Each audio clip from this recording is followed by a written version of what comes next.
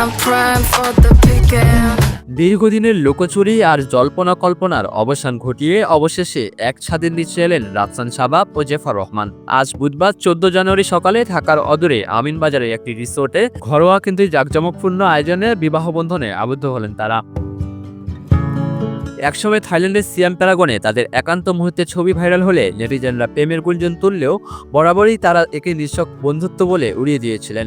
এমনকি 2023 সালে চিকিৎসক সানিয়া আয়েশার সাথে রাফসানের বিচ্ছেদের পর জেফারকে জড়িয়ে নানা আলোচনা উঠলেও তারা বিষয়টি ভিত্তিহীন বলে দাবি করেছিলেন। তবে সময়ের সাথে সাথে সে গুঞ্জনই আজ বাস্তবে রূপ নিল।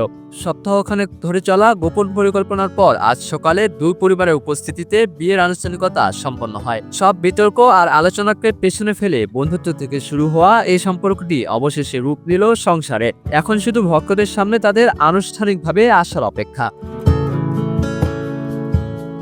মাহমুদ বিন মারুফ, বিনোদন ডেস্ক, সকালবেলা।